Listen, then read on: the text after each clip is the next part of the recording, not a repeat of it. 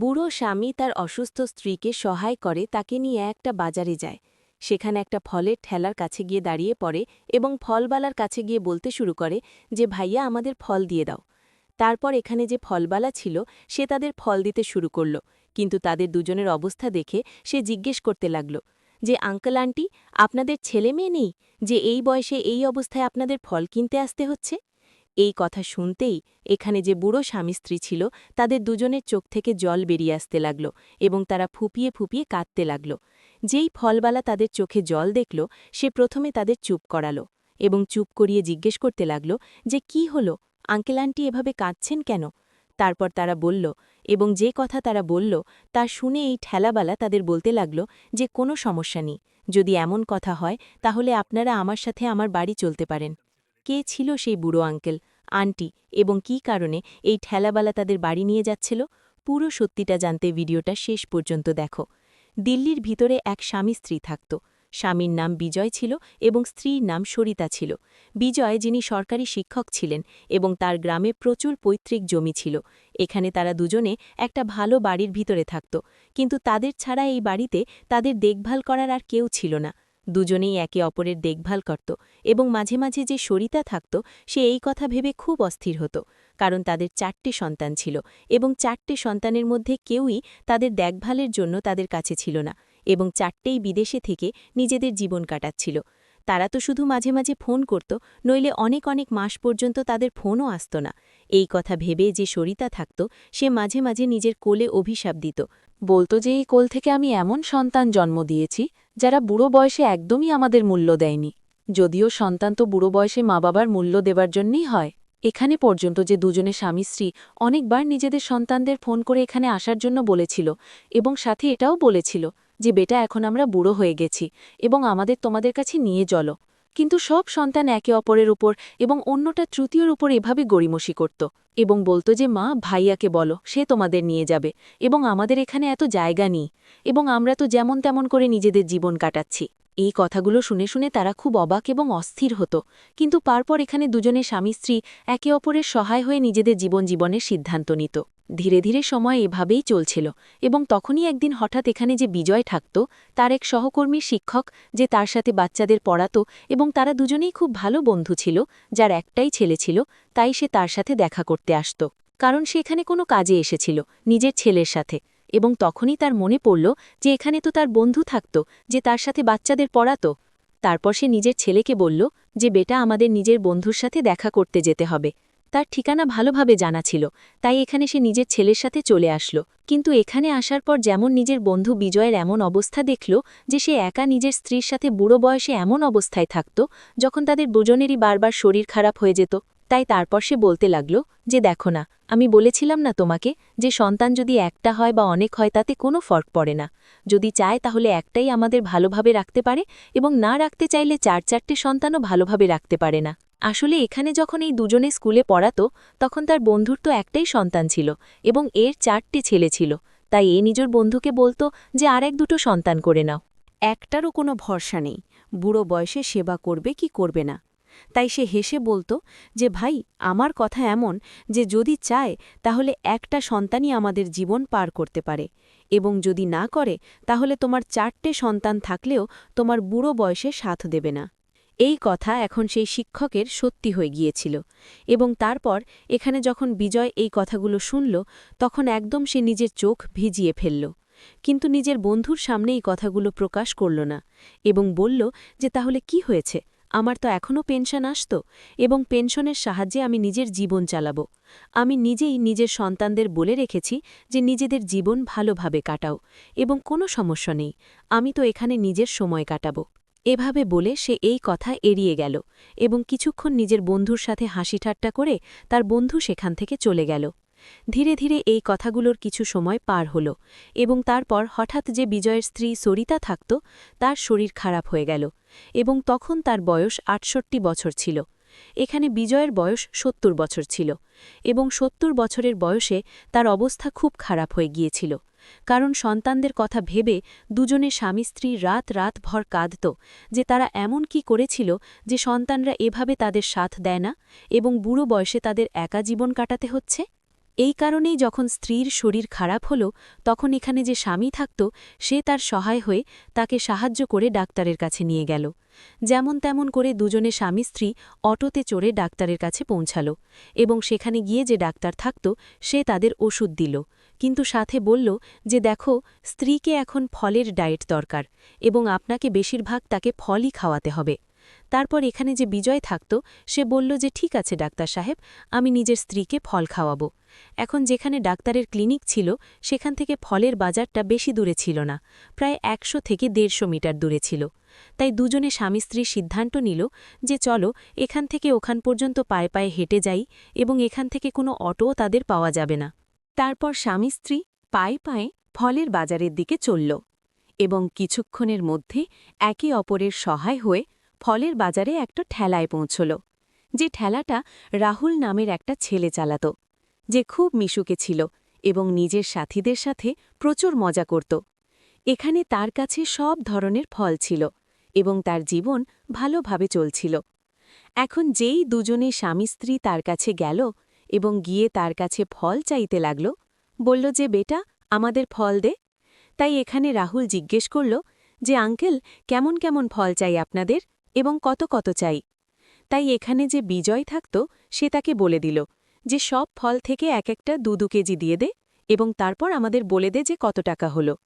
তাই এখানে রাহুল ফল তুলতে লাগল, কিন্তু যখন সে দুজনে স্বামী স্ত্রীর অবস্থা দেখল যে এমন বয়সেও তারা একা এসে এখানে ফল কিনছে, তাই সে জিজ্ঞেস করল যে আঙ্কেল আন্টি, আপনাদের সন্তান নেই? তাই এখানে যে বিজয় থাকত সে বলল যে বেটা, সন্তান তো আছে, বলো কি হলো।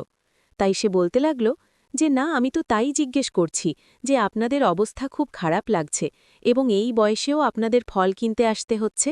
সন্তান থাকলে তাদের পাঠিয়ে দিতেন, তারা কি আপনাদের কথা শোনে না? এই কথা সে হাসতে হাসতে বলতে লাগল।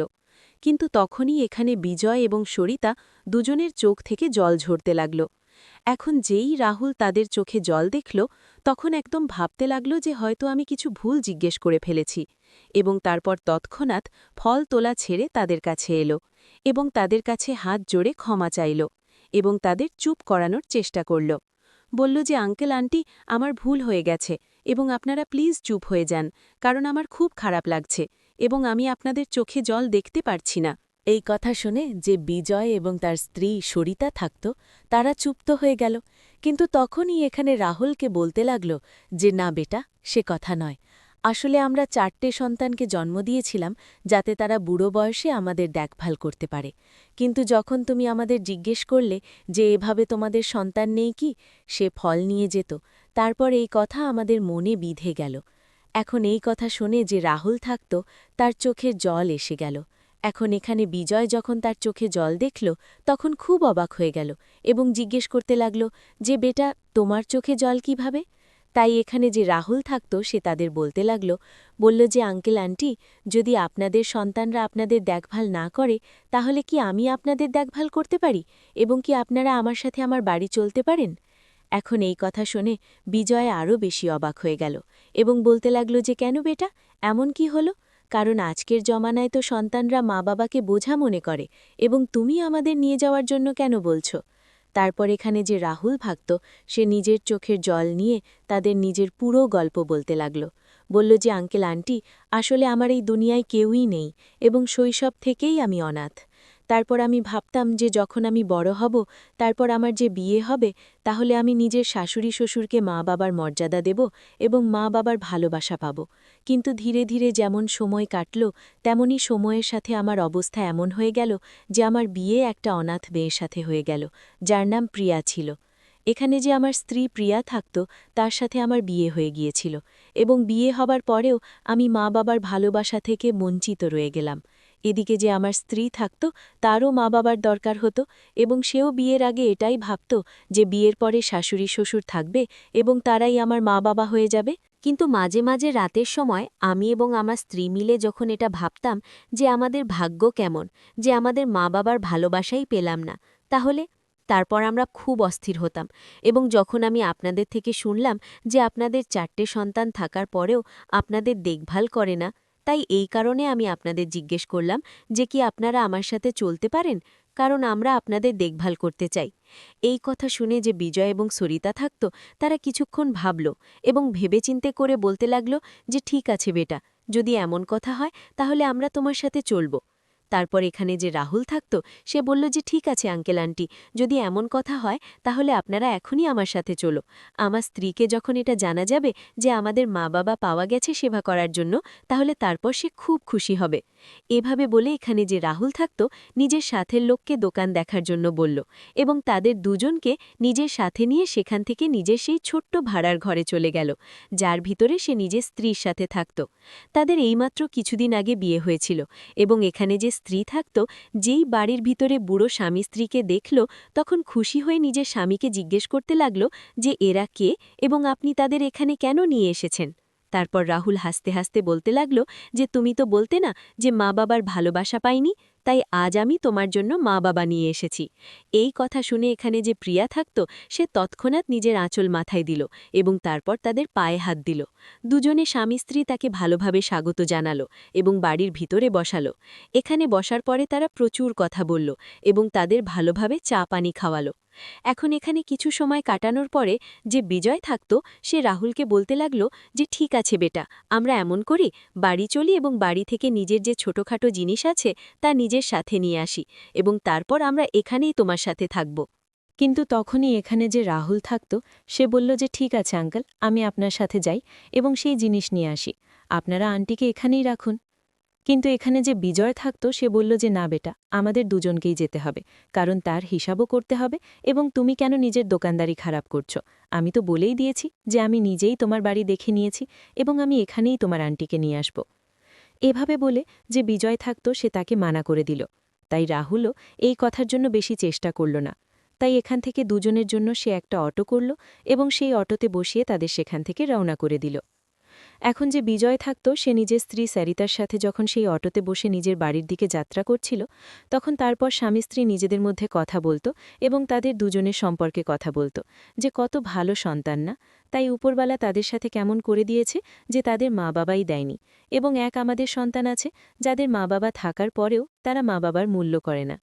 তাই এখানে যে বিজয় থাকত, সে বলল যে কোনো সমস্যা নেই, এতে আমাদের কি সম্পর্ক, আমাদের তো সন্তানের ভালোবাসা পাওয়া যাবে এবং আমরা তাদের কাছে থেকে কিছুদিন দেখি।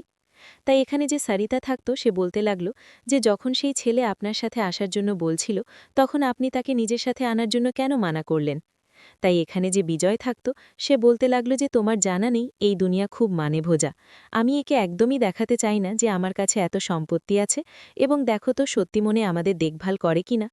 এখন এখানে যে সরিতাজি থাকত, তাদের তো পুরো বিশ্বাস ছিল, কারণ তারা তাদের চোখের ভিতরে লুকানো সেই ভালোবাসা দেখে নিয়েছিল যে এক মা বাবার জন্য ছিল এবং তারা তাদের মা বাবাই মনে করছিল।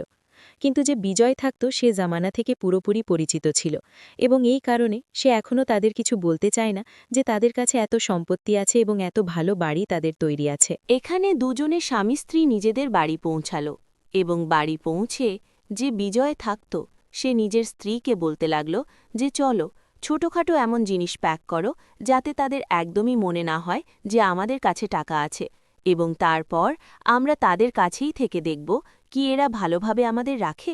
যদি এরা ভালোভাবে আমাদের রেখে দেয়, তাহলে তারপর আমরা নিজের সব সম্পত্তি এদেরই দেব, কারণ আজ পর্যন্ত ভাড়ার বাড়িতে থাকত এবং যখন আমাদের ছেলেরা আমাদের দেখভাল করতে পারে না, তাহলে আমাদের পৈতৃক সম্পত্তিতে তাদের কোনো অধিকার থাকা উচিত নয়। এই কথায় এখানে যে সরিতা থাকত, সে পুরোপুরি একমত হল, কারণ এখন পর্যন্ত তারা অনেক চেষ্টা করে নিয়েছে নিজের সন্তানকে ফিরিয়ে আনার জন্য বা তাদের সাথে থাকার জন্য। এবং তারপর দুজনের স্বামী স্ত্রী আবার নিজেদের ছোটখাটো জিনিস প্যাক করল এবং প্যাক করে সোজা সেখানে পৌঁছল যেখানে প্রিয়া তখনও সেই বাড়ির ভিতরে ছিল এবং রাহুল তখনও দোকানে গিয়েছিল। রাহুল আজ খুব খুশি ছিল এবং তার মুখে এক অদ্ভুত খুশি দেখা যাচ্ছিল।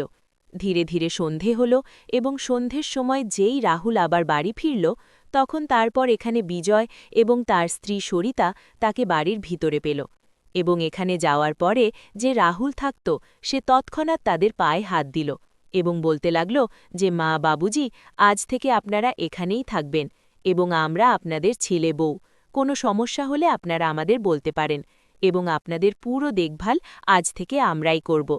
ধীরে ধীরে সময় কাটল এবং সময়ের সাথে সাথে এখানে যে বিজয় এবং তার স্ত্রী সরিতা থাকত তারাই পরিবারের ভিতরে মিশে গেল। এখন তারা তাদের ওপর অধিকার করে কথা বলতে লাগল এবং এখানে রাহুল এবং তার স্ত্রী প্রিয়া তারা পুরোপুরি তাদের কথা মেনে চলত এবং প্রত্যেক কথা ভালোভাবে মানত। এবং এখন এখানে বিজয় এবং তার স্ত্রী সরিতার শরীরও খুব ভালো থাকত, কারণ এখানে যে বউ প্রিয়া থাকত সে সারা দিন তাদের দেখভালে লেগে থাকত এবং এখানে এই মা বাবাও নিজেদের সন্তানের সুখ পেয়ে খুব খুশি হতো। এখন ধীরে ধীরে সময় কাটল এবং সময়ের সাথে সাথে তাদের এখানে থেকে প্রায় 2 মাস কেটে গেল। কিন্তু 2 মাস পরে হঠাৎ যে বিজয় থাকত সে সিদ্ধান্ত নিল যে এখন সে এই ছেলের নামে সব সম্পত্তি করে দেবে, কারণ এর চেয়ে ভালোভাবে দেখভাল করার কেউ তাদের পাবে না। কারণ এরা শৈশব থেকেই মা বাবার ভালোবাসা দেখেনি, তাই সে পুরোপুরি তাদের ভালোভাবে দেখভাল করবে। এটা ভেবে একদিন যখন সকাল সকাল রাহুল নিজের ঠেলা লাগানোর জন্য যাচ্ছিল তখন বিজয় তাকে থামালো। বলল যে বেটা, আজ থেকে তোমাকে ঠেলা লাগানোর দরকার নেই এবং তুমি আরামে বাড়ির ভিতরে থাকবে এবং কোনো সমস্যা তোমাকে নিতে হবে না। এই কথা শুনে যে রাহুল থাকত সে হাসতে লাগল এবং বলল যে বাবুজি, কি হলো, কেন ঠেলা লাগানো আপনার ভালো লাগে না? কিন্তু আমি কি করব? আমি তো পড়াশোনা করিনি, তাই বাড়িতে আমি কেমন করে থাকব? তাই এখানে যে বিজয় থাকত সে তাকে বলতে লাগল যে বেটা, আসলে কথা সে নয়, কথা এটা যে আমার কাছে এত পৈতৃক জমি আছে যে তার উপর তুমি আরামে নিজের জীবন কাটাতে পারো এবং তোমাকে কোথাও যাওয়ার দরকার নেই, এবং সেই সব জমি আমি তোমার নামে করাতে চাই এবং আমার কাছে এত টাকা আছে যে তুমি আরামে বাড়ি চালাতে পারো, কোনো সমস্যা হবে না। এখন এই কথা শুনে এখানে যে রাহুল থাকত সে একদম অবাক হয়ে গেল এবং একদম মানা করতে লাগল। বলল যে না বাবুজি, এমন করবেন না, আমার তো শুধু আপনাদের ভালোবাসা চাই, কারণ এই কথা যদি আপনাদের সন্তানদের জানা যায় তাহলে তারা এসে আমার সাথে ঝগড়া করতে পারে এবং মা বাবার ভালোবাসার জন্য যদি আমি সেই জমি রাখি তাহলে লোকের নানা রকম কথা বলবে এবং এমন আমি একদমই করতে পারি না। কিন্তু এখানে যে বিজয় থাকত সে তাকে বলতে লাগল যে বেটা, এতদিন এই কথা আমরা তোমার থেকে এই জন্য লুকিয়ে রেখেছিলাম যাতে আমাদের জানা যায় যে তুমি ভালোভাবে আমাদের দেখভাল করতে পারো কিনা, এবং যখন আমাদের বিশ্বাস হয়ে গেছে তাহলে আমরা তোমাকেই আমাদের সম্পত্তি দিতে চাই, কারণ সেই সন্তানরা তো আগেই আমাদের বিশ্বাস ভেঙেছে এবং যখন তারা আমাদের দেখভাল করতে পারে না তাহলে সম্পত্তিতে তাদের কোনো অধিকার নেই। এভাবে বলে যে বিজয় থাকত যখন জোর করে তাকে সেই সম্পত্তির নামে করানোর জন্য বলতে লাগল, তাই এখানে যে রাহুল থাকত সে বাধ্য হয়ে এই কথার জন্য হ্যাঁ বলে দিল, কারণ বাবা তাকে রাগ করে এখান থেকে চলে যাওয়ার জন্য বলছিল। তাই এখানে যে বিজয় থাকত সে সেই সম্পত্তির নামে করানোর জন্য গ্রামে গেল এবং গ্রামে এই জিনিসের কাগজ বানাতে লাগল। এখন যেই সে কাগজ বানালো তখন এখানে এই কথা বিজয়ের সন্তানদের কাছেও পৌঁছে গেল, কারণ গ্রামের কিছু লোক তাদের যোগাযোগে ছিল এবং যেই বিজয় নিজের সম্পত্তি কোনো অনাথ ছেলের নামে করাতে চায় তাই তারা এই খবর তাদের ছেলেদের কাছে পৌঁছে দিল। যখন ছেলেরা এই কথা শুনল তখন তারপর তৎক্ষণাৎ তারা নিজেদের মা বাবাকে ফোন করল এবং ফোন করে বলতে লাগল যে বাবা, আপনি এটা কি করছেন? আপনি এমন করতে পারেন না, সেই সম্পত্তিতে আমাদের অধিকার আছে। কিন্তু এখানে যে বাবা থাকত সে বলল যে বেটা, অধিকার তো তোমাদেরই ছিল, কিন্তু যখন তোমরা আমার দেখভাল করনি তাহলে সেই সম্পত্তিতে তোমাদের কোনো হক হয় না এবং তোমাদের সেই সম্পত্তি থেকে এক ফুটি করিও আমি দেব না। এখন এই কথা শোনার পর এখানে যে ছেলেরা থাকত তারা একদম চুপ হয়ে গেল, কারণ তারা এমনই করেছিল যার পরে বাবা এমন করতে চাইছিল। তারপর এখানে যে বাবা থাকত এভাবে বলে ফোন কেটে দিল এবং এখানে যে রাহুল থাকত তাকে নিয়ে গিয়ে সেই সব সম্পত্তি তার নামে করে দিল। রাহুল এখন ঠেলা লাগাত না, কিন্তু তবুও সে নিজের জীবিকা চালানোর জন্য একটা ভালো ব্যবসা খুলল এবং এখানে তারা সেই বাংলোয় চলে গেল যেখানে এই দুজনে স্বামী স্ত্রী একা থাকত। সেখানে থাকার পরে যে রাহুল থাকত সে একটা খুব ভালো দোকান খুলল, যে দোকান চালিয়ে সে নিজের গুজরান করত। যদিও বিজয় তাকে মানা করত, বলত যে বেটা, আমার কাছে আছে, কিন্তু এখানে যে রাহুল থাকত সে বলত যে বাবুজি, আমাকে কাজ করতে দিন, কারণ আমার ভালো লাগে যখন আমি বাড়ি থেকে বেরোই এবং আপনার আশীর্বাদ নিই এবং এসে আপনার খবরাখবর নিই। এভাবেই সময় কাটছিল। কিন্তু তখনই একদিন হঠাৎ এখানে তাদের দুজনের যে ছেলেরা থাকত চারটেই নিজেদের সন্তান এবং স্ত্রীদের সাথে এখানে এলো এবং এসে নিজেদের মা বাবার কাছে ক্ষমা চাইতে লাগল। যখন মা বাবা দেখল যে তাদের এখন ফুরসত পাওয়া গেছে, যখন তারা সম্পত্তি সেই ছেলের নামে করে দিয়েছে, তাই তারপর তাদের ধমকাতে লাগল। কিন্তু তখনই যে সন্তানরা থাকত সে বলল যে মা বাবুজি, এখন আমাদের ভুলের এহসাস হয়ে গেছে এবং আপনারা চিন্তা করবেন না, আমরা সম্পত্তির জন্য আসিনি, এই সম্পত্তি তো আমরা এরই নামে থাকতে দেব। কিন্তু এই কথা যদি বড় হয়ে আমাদের সন্তানদের জানা যায়, তাহলে তারপর সন্তানরাও আমাদের সাথে এমন ব্যবহার করবে, কারণ তারা এমন বলা শুরু করে দিয়েছিল। তারপর মা বাবা তাদের ক্ষমা করার জন্য প্রস্তুত হয়ে গেল, এবং যেই তারা তাদের ক্ষমা করার জন্য প্রস্তুত হয়ে গেল, তখন রাহুল বলতে লাগল যে মা বাবুজি, এখন আপনারা এদের ক্ষমা করে দিয়েছেন, তাই এই সম্পত্তিও এদের নামে করে দিন, আমি এটা কি করব। কিন্তু এখানে 4টে সন্তান মানা করে দিল, বলল যে না ভাই, আমাদের কাছে ভালো মন্দ সম্পত্তি আছে এবং কোনো সমস্যা নেই, তোমার কাছে নেই, এবং যখন তুমি মা বাবাকে এত সহায় দিয়েছ, তাহলে এই সম্পত্তিতে তোমারই হক হয়। তারা আজ পর্যন্ত খুশির সাথে জীবন কাটাচ্ছে এবং কোনো রকম সমস্যা নেই।